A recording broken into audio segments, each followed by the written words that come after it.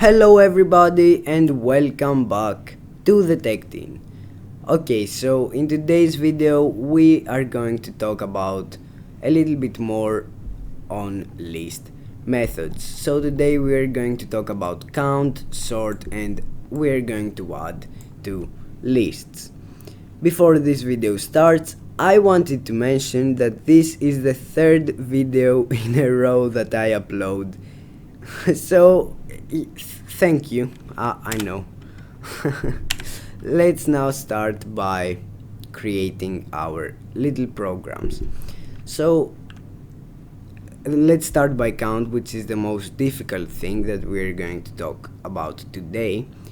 And let's create a list called color, and let's say that it's equal to a list of red, red, red,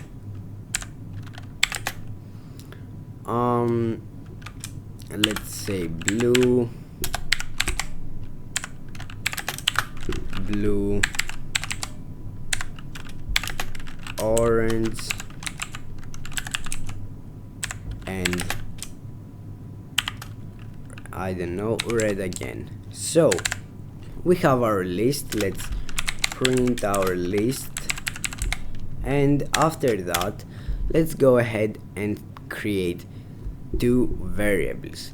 So what we want to see is how many times red is inside this list and how many times blue is inside this list.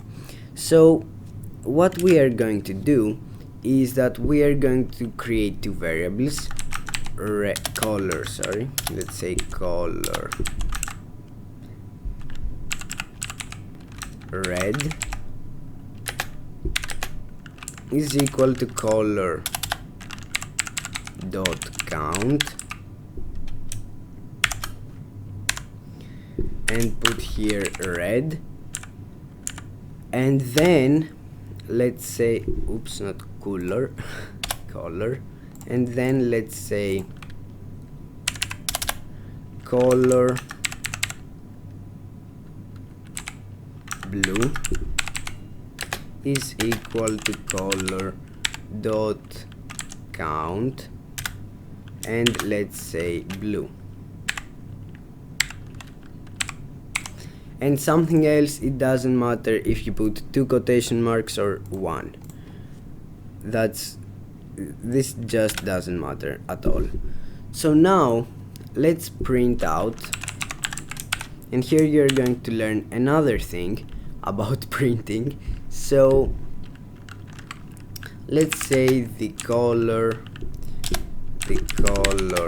red appears, and now we can just say color red. We need to open those brackets and say color red. And that's because if we just say color red, we are going to get nothing. But when we put those brackets, we are going to get color. We are going to get all the red, because you can see here red, inside a list, and that's what we want to do. If we don't put those brackets, we are going to get an error. So let's say times and the color blue appears, and we're going to do the same. So let's say color blue. And now when we run the program, you can see that first of all we get the array red, red, red, blue, blue, orange, red, because we first of all print the array, and after that we get the color red appears 4 times, 1, 2, 3, and 4, and the color blue appears 2 times, 1, 2. So everything worked just fine here. So let's now go to sort. Let's create another list right now that we are going to call stuff, and let's say that stuff is equal to a list of I'm just going to put random words. Front, back, word, color. Okay, so you get the idea. We just put random words. And now let's say stuff dot sort, and then let's print stuff. So something really interesting is going to happen right now when we run the program. So you can see that we get apple, back, color, front, and word. But why that happened? Because first of all, if you look at the alphabet, we have A, then B, then C, then after some letters we have F, and after some letters we have W. So you can see what happens when we sort a list. And now let's go to the easier stuff that we have here.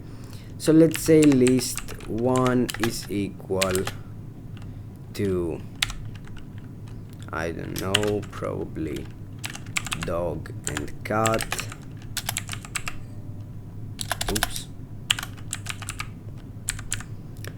And list 2 is equal to bird and I don't know, and rabbit.